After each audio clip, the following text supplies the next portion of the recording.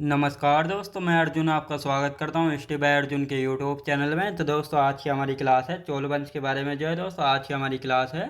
तो दोस्तों वीडियो को अंत तक जरूर देखना ताकि सभी क्वेश्चन जो है आपको आसानी से याद हो जाएं। साथ ही दोस्तों अगर आप हमारे चैनल पर पहली बार आएँ तो हमारे चैनल को भी सब्सक्राइब कर लीजिएगा। साथ ही बेल आइकन को प्रेस कर लीजिएगा ताकि हमारे आने वाली वीडियो का नोटिफिकेशन जो है आप तक पहुँचता रहे। चलिए दोस्तों वीडियो को स्टार्ट करते हैं। तो यहाँ पे हेडिंग डाल लेंगे दोस्तों चोल वंश के बारे में। चोल वंश के बारे में जो आज की क्लास में हम पढ़ने वाले हैं।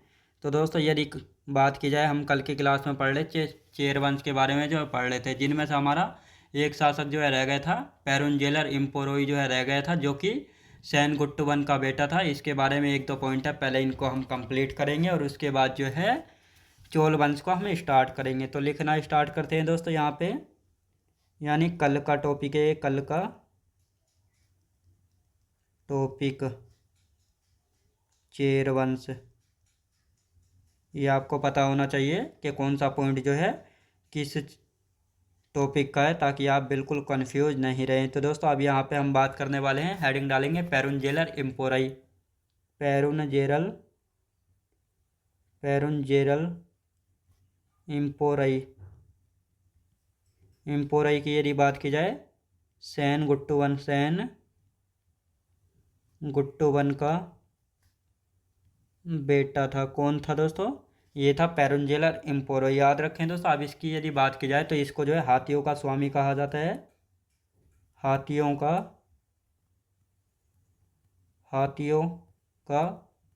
स्वामी किसको कहा जाता है? तो ये पेरुंजेरल इम्पोरोई को कहा जाता है चेर वंश में। और साथ ही दोस्तों गन्ने की खेती की शुरुआत कराई थी। गन्ने की खेती की शुरुआत कराई थी इसने दक्षिण भारत में। तो ये आपको अच्छे से याद रखना है। अब साथ ही दोस्तों ये था पेरुंजेलर के बारे में, इतना ही है। अब आते हैं दोस्तों इसका अंतिम शासक कौन था। अंतिम शासक यानी जो चेर वंश है, इसका अंतिम शासक कौन था? मांदरजेल इम्पोराई। याद रखें दोस्तों, मांदर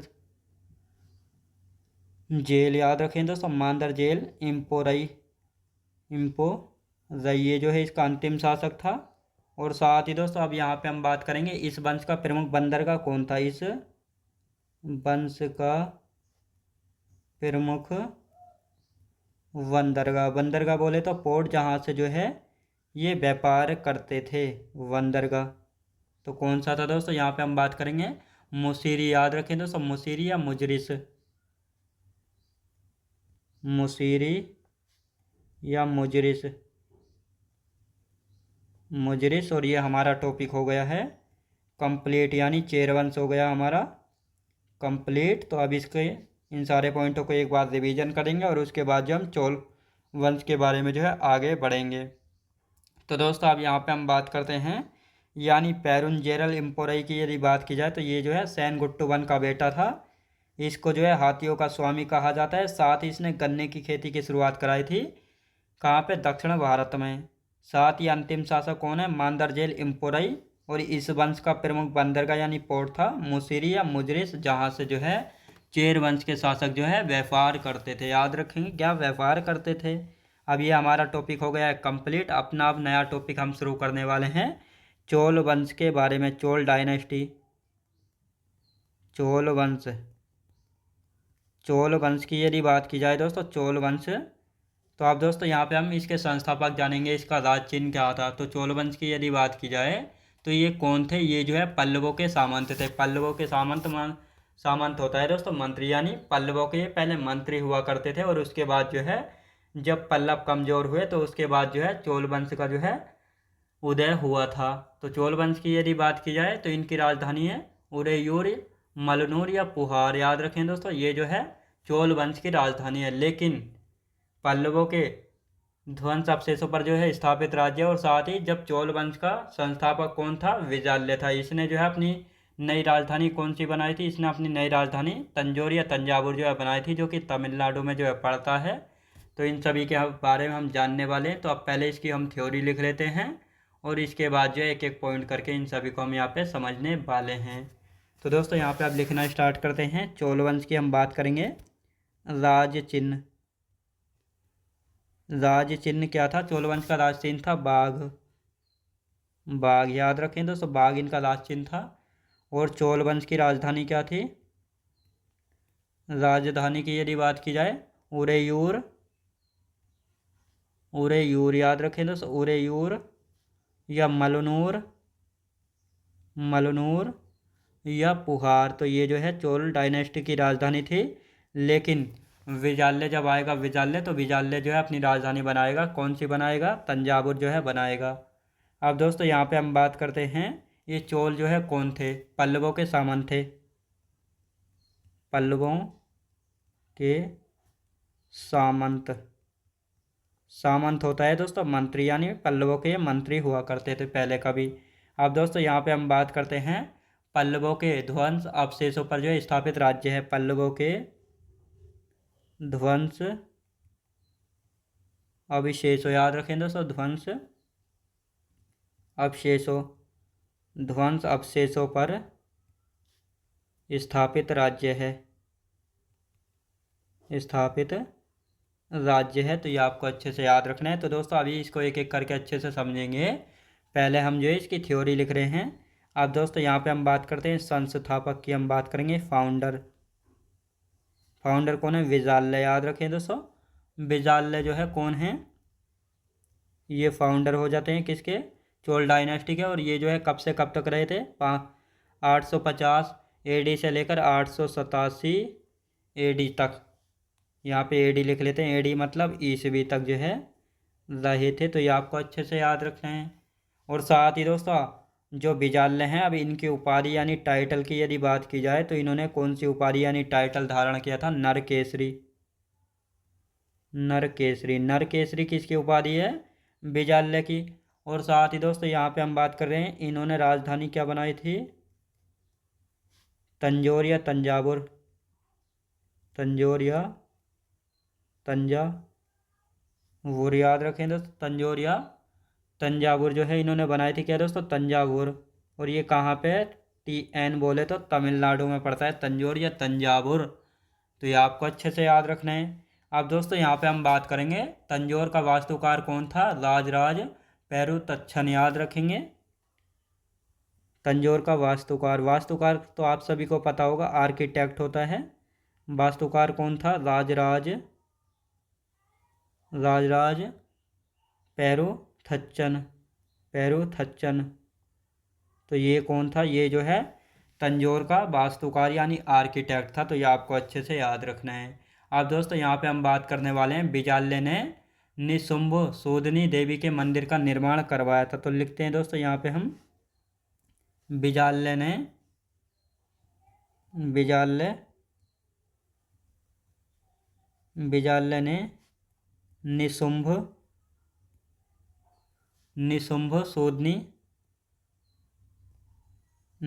शोधनी का मंदिर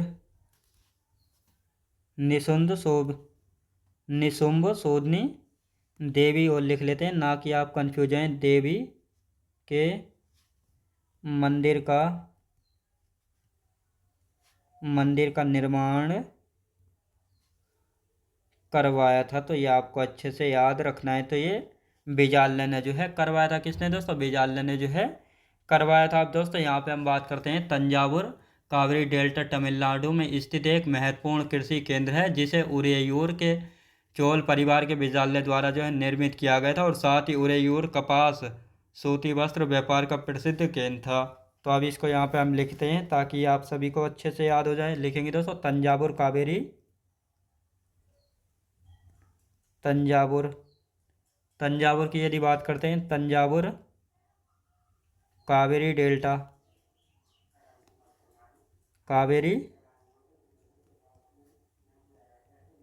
कावेरी डेल्टा जो कि तमिलनाडु की हम बात कर रहे हैं। कावेरी डेल्टा तमिलनाडु ने तमिलनाडु में स्थित है दोस्तों, तमिलनाडु में स्थित एक महत्वपूर्ण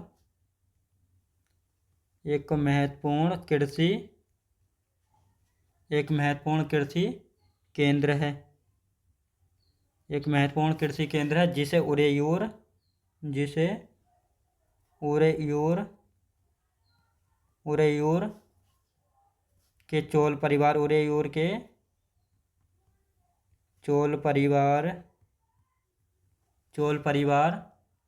के बिजाल्य द्वारा निर्मित किया गया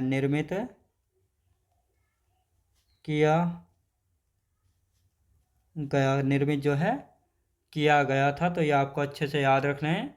अब दोस्तों यहाँ पे हम बात करने वाले हैं उरेयूर जो है कपास यानी सूती वस्त्र व्यापार का प्रसिद्ध केंद्र था। तो दोस्तों इसको यहाँ पे हम लिखेंगे उरेयूर की यदि बात की जाए तो ये जो है कपास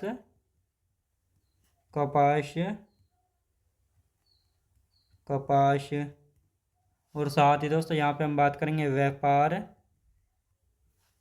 का प्रसिद्ध केंद्र था। व्यापार का प्रसिद्ध केंद्र था। तो ये आपको अच्छे से याद रखना है। आप दोस्तों बिजाल्य के बाद गद्दी पर कौन आता है? आदित्य प्रथम आता है। ये जो है पल्लव शासक अपराजित वर्मन को पराजित किया और साथ ही इसने को दंड राम की उपाधि जो है धारण की और साथ ही चोलों के स्वतंत्र राज्य को स्थापित किया। इसने जो है बाला सुब्रमण्य मंदिर कुन्नूर का जो है निर्माण करवाया था। तो ये आपको अच्छे से याद रखना है। तो इसको यहाँ पे हम लिख लेते हैं आदित्य प्रथम।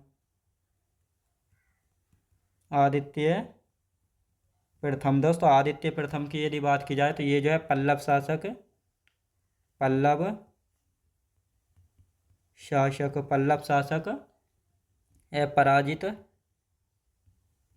अपराजित वर्मन को पराजित किया। अपराजित वर्मन को जो है दोस्तों इसने पराजित किया और दंड राम की उपाधि धारण की दंड राम की उपाधि धारण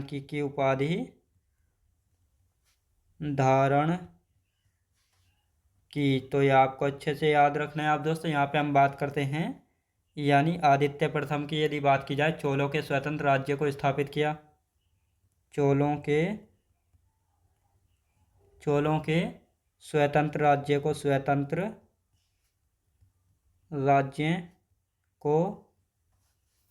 स्थापित किया। किसने स्थापित किया? तो ये आदित्य प्रथम ने स्थापित किया। तो ये आपको अच्छे से याद रखना है। अब दोस्तों यहाँ पे हम बात करेंगे इसने जो है बाला सुब्रमण्य मंदिर का जो है निर्माण करवाया था। इसने बाला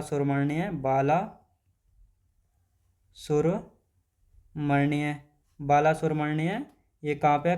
कन्नौर में। याद रखें दोस्तों कन्नौर में। तो इसका जो है निर्माण करवाया था। किसने करवाया था इसका निर्माण? तो ये करवाया था आदित्य प्रथम ने। किसने दोस्तों? आदित्य प्रथम ने करवाया था, जो कि बिजाल्य के बाद जो है गद्दी पर आया था। अब दोस्तों आदित्य प्रथम के बाद कौन आता है गद्दी पे? परांतक प्रथम आता है। तो परांतक प्रथम को लिखेंगे और इसके बाद जो अच्छे से विभाजन करेंगे। परांतक प्रथम की यदि बात की जाए तो इसे जो है दोस्तों तकोल्लम के युद्ध में राष्ट्रकूट नरेश कृष्ण थर्ड या तृतीय ने हराया और साथ ही इस युद्ध में जो है परांतक प्रथम का बड़ा लड़का राजा आदित्य जो है मारा गया था और इसे मदुरई के विध्वंसक के रूप में जो है जाना जाता है। याद रखें दोस्तों। तो अब इसके बारे में यहाँ पे हम लिखते हैं यानी जो परांतक प्रथम है इसे जो है मदुरई के विध्वंसक के रूप में जाना जाता है और ये मदुरई जो है पांड्य वंश की राजधानी जो है हुआ करती थी। तो इसको लिखेंगे इसे मदुरई कहाँ पे पड़ती है? आप सभी को पता है तमिलनाडु में है। मदुरई के विध्वंसक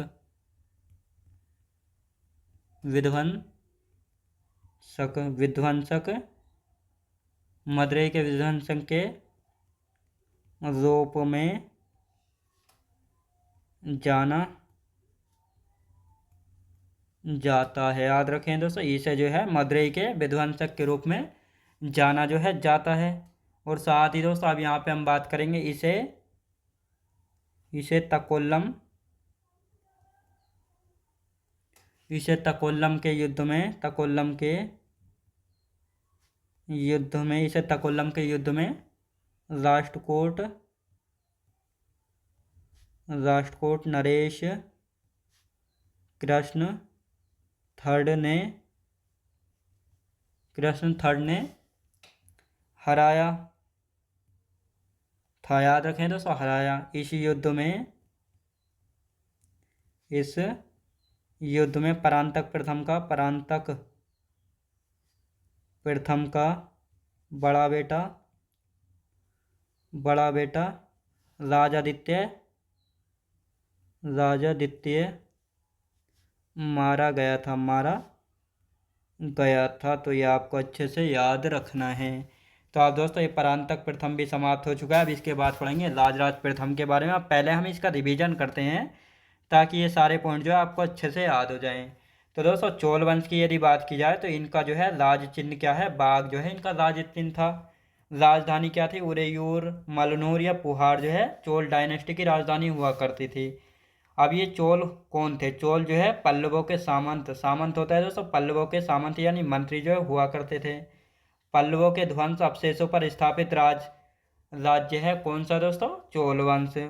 अब चोल का संस्थापक कौन है? विजाल्य जो है चोल का संस्थापक इसको माना जाता है, जो कि 850 एडी से लेकर 887 एडी तक जो है गद्दी पर रहा था। और इसने अपनी उपाधि यानी टाइटल धारण की थी नरकेसरी, जो है विजाल्य की उपाधि है। विजाल्य ने राजधानी बनाई थी तंजावुर या तंजौर, जो कि तमिलनाडु में है।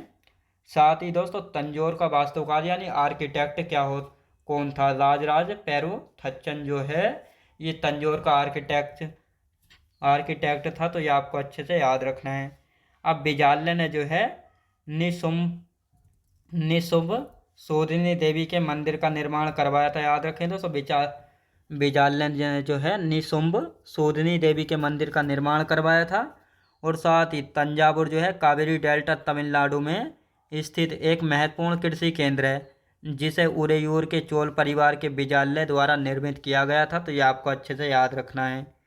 उरेयूर की यदि बात की जाए तो कपास सूती वस्त्र व्यापार का एक प्रसिद्ध केंद्र था। यानी जो उरेयूर हुआ करता था ये जो है कपास सूती वस्त्र और व्यापार का जो है एक प्रसिद्ध केंद्र था। तो ये आपको अच्छे से याद रखना है। अब विजाल्य के बाद गद्दी पर आते हैं आदित्य प्रथम। तो आदित्य प्रथम ने जो है पल्लव शासक अपराजित वर्मन को पराजित किया और कोदंडराम की उपाधि धारण की थी। साथ ही चोलों के स्वतंत्र राज्य को स्थापित किसने किया था? तो चोलों के स्वतंत्र राज्य को स्थापित किया था आदित्य प्रथम ने। और साथ ही इसने जो है बालासुरमण्य मंदिर का निर्माण करवाया था। किसका दोस्तों? बालासुरमण्य मंदिर का जो है निर्माण करवाया था किसने? तो ये करवाया था आदित्य प्रथम ने। तो दोस्तों, यहाँ पे मंदिर और लिख लेते हैं, बालासुरमण्य मंदिर का निर्माण जो है करवाया था। अब इसके बाद आया था परांतक प्रथम की यदि बात करेंगे तो इसे जो है मदुरई के विध्वंसक के रूप में जाना जाता है। और ये मदुरई क्या था दोस्तों? मदुरई की यदि बात करते हैं पांड्य वंश की राजधानी थी। याद रखें दोस्तों, पांड्य वंश की राजधानी थी, पांड्य वंश की राजधानी थी मदुरई।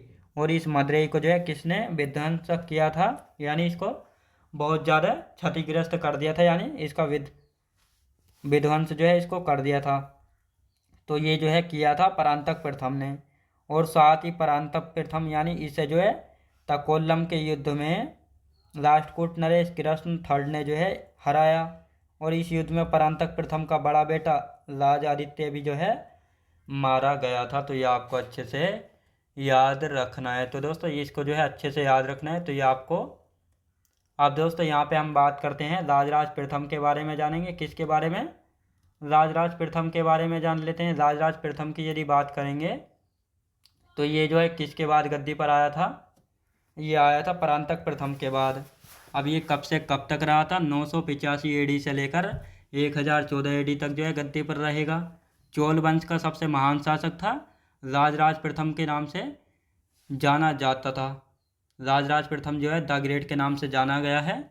साथ ही तंजौर में जो है इसने बृहदेश मंदिर या राजेश्वर मंदिर का निर्माण करवाया था, जो कि तमिलनाडु में है। श्रीलंका पर आक्रमण किया, वहाँ के राजा महिम फिफ्थ को जो है भागकर श्रीलंका के दक्षिण जिले में लोहड़ में जो है शरण लेनी पड़ी। और साथ ही शैव धर्म का अनुयायी था।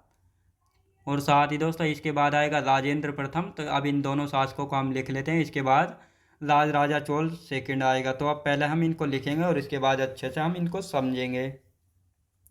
तो दोस्तों यहाँ पे हेडिंग डाल लेते हैं राजराज प्रथम के बारे में। राजराज प्रथम, राजराज प्रथम की बात की जाए तो ये जो है 985 AD से लेकर 1014 AD तक जो है गद्दी पर रहा था राजराज प्रथम। तो दोस्तों जिन शासकों का जो है टाइम पूछा जाता है हम केवल उन्हीं का जो है लिखेंगे यहाँ पे, बाकी का जो है नहीं लिखेंगे। तो दोस्तों अब यहाँ पे हम बात करते हैं राजराज प्रथम चोल वंश का सबसे महान शासक था।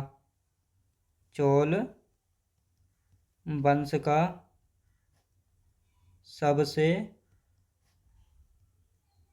महान शासक था। चोल वंश का जो है सबसे महान शासक था और साथ ही राजराजा को द ग्रेट के नाम से जाना गया है। राजराजा राजराज प्रथम को द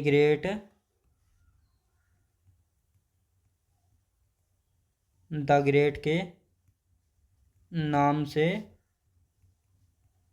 जाना जाता था। याद रखेंगे दोस्तों। अब इसको महान क्यों कहा जाता था, क्योंकि दोस्तों इसने जो है बहुत सारे महान काम कराए थे। अब दोस्तों यहाँ पे हम बात करेंगे तंजावुर या तंजौर में। तंजावुर या तंजौर कहाँ पे, तमिलनाडु में सबसे पहले तो। अब दोस्तों यहाँ पर इसने क्या किया था, बृहदेश्वर मंदिर या राजराजेश्वर मंदिर का निर्माण करवाया था। लिखेंगे बृहदेश्वर मंदिर देश्वर या राजेश्वर मंदिर का निर्माण करवाया था। किसने करवाया था, राजराज प्रथम ने करवाया। तो ये आपको अच्छे से याद रखना है। अब दोस्तों यहाँ पे हम बात करते हैं श्रीलंका पर आक्रमण किया और वहाँ के राजा श्रीलंका पर आक्रमण किया। श्रीलंका पर आक्रमण किया वहाँ के राजा महिम फिफ्थ, वहाँ के राजा महिम फिफ्थ को भाग कर श्रीलंका के दक्षिण में श्रीलंका के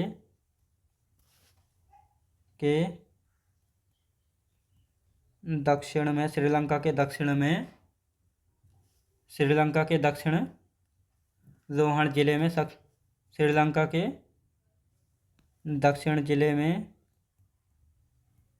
जिले में रोहण में शरण लेनी पड़ी। रोहण में शरण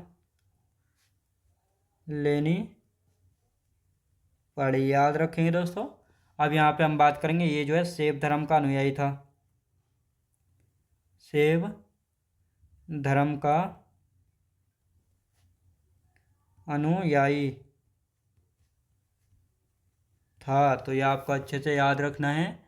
अब आते हैं दोस्तों राजराज प्रथम के बाद कौन आया था, और ये राजराज प्रथम के बाद आता है राजेंद्र चोल प्रथम। राजेंद्र चोल प्रथम, याद रखें दोस्तों। राजेंद्र चोल यानी चोल शासक है तो इसको यहाँ पे हम चोल लगा सकते हैं। राजेंद्र चोल प्रथम आया था, जो कि कब से कब तक रहा था, तो ये जो है ये रहा था दोस्तों 1014 से लेकर 1014 AD से लेकर 1044 AD तक रहा था। 1044 AD तक जो है रहा था। अब दोस्तों यहाँ पे हम बात करने वाले हैं राजेंद्र चोल प्रथम की। यदि बात की जाए तो सबसे पहले ये जो है राजराज प्रथम का बेटा था। कौन, राजेंद्र चोल प्रथम। अब यहाँ पे हम बात करेंगे चोल वंश का जो है सर्वाधिक विस्तार इसी के शासनकाल में हुआ था। चोल वंश का सर्वाधिक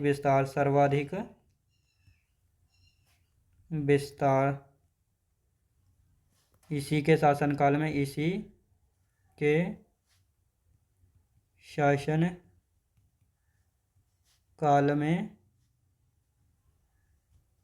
हुआ था, याद रखें दोस्तों, इसी के शासनकाल में हुआ था। अब दोस्तों यहाँ पे हम बात करेंगे, इसने बंगाल के पाल शासक महिपाल को हराया था। इसने बंगाल के शासक, इसने बंगाल के शासक, बंगाल के पाल शासक, बंगाल के पाल शासक, पाल शासक महिपाल को हराया था। महिपाल को हराया था। तो ये आपको अच्छे से याद रखना है। अब दोस्तों हराने के बाद जो है, महिपाल को हराने के बाद जो है, इसने उपाधि धारण की थी। उपाधि कौन सी धारण की थी? गंगे कोंड चोल, याद रखें दोस्तों, गंगे कोंड चोल उपाधि धारण की थी। तो ये आपको अच्छे से याद रखना है। अब दोस्तों यहाँ पे हम बात करने वाले हैं, इसकी सेना बंगाल पर आक्रमण करने के लिए गंगा तक पहुँच गई और गंगा के लिए इन्होंने सफल अभियान का नेतृत्व किया था। इसकी सेना बंगाल पर, इसकी सेना बंगाल पर, इसकी सेना बंगाल पर आक्रमण करने के लिए, आक्रमण करने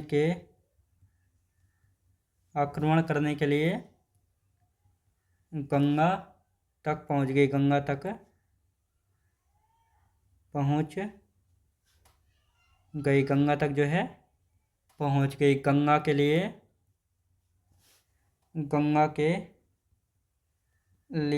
गंगा के लिए इन्होंने सफल अभियान का नेतृत्व किया। अभियान का नेतृत्व किया।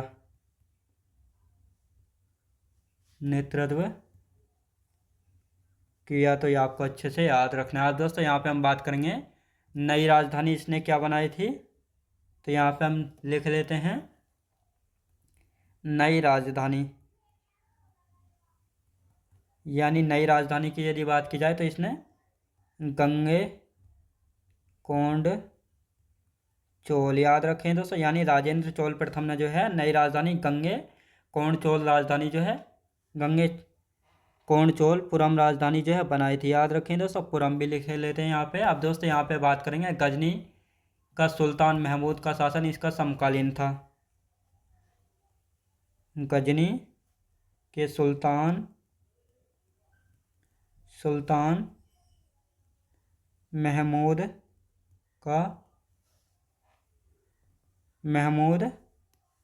इसका समकालीन था, इसका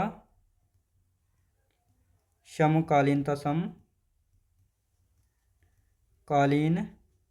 था। तो दोस्तों ये राजेंद्र चोल प्रथम समाप्त हो चुका है। अब इसके बारे में हम एक बार रिवीजन करेंगे और उसके बाद जो है राजेंद्र चोल प्रथम के बाद कौन आता है उसके बारे में जानेंगे।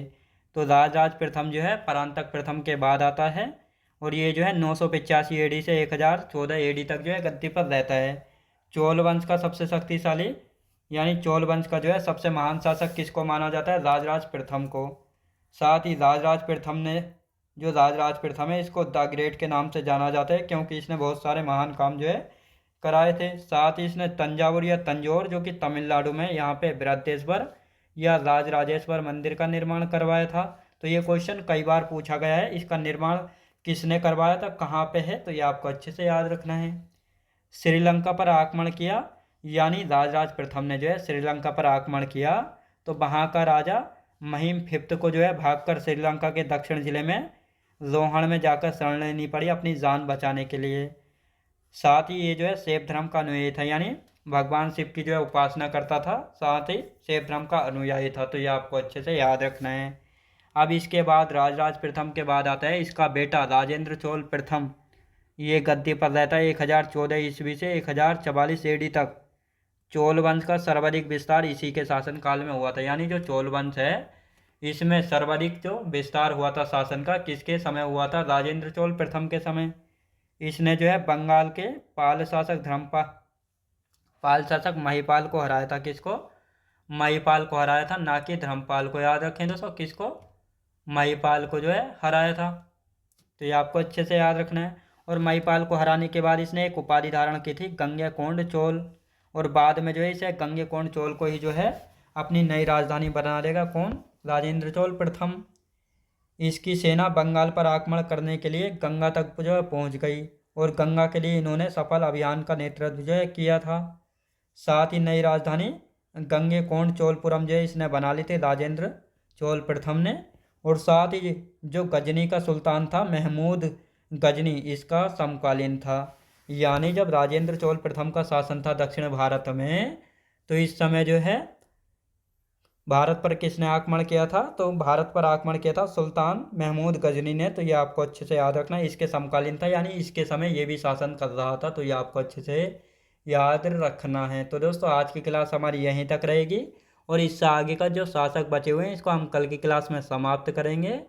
तो दोस्तों मैं उम्मीद करता हूँ आपको वीडियो क्वालिटी कंटेंट वगैरह सभी कुछ आपको पसंद आए होंगे। पसंद आया हो तो लाइक शेयर और सब्सक्राइब करना बिल्कुल भी ना भूलें। साथ ही दोस्तों अगर आप हमारे चैनल पर पहली बार आए तो हमारे चैनल को भी सब्सक्राइब कर लीजिएगा, साथ ही बेल आइकन को प्रेस कर लीजिएगा ताकि हमारे आने वाली वीडियो का नोटिफिकेशन जो है आप तक पहुंचता रहे। चलिए दोस्तों मिलते हैं नेक्स्ट वीडियोज़ में।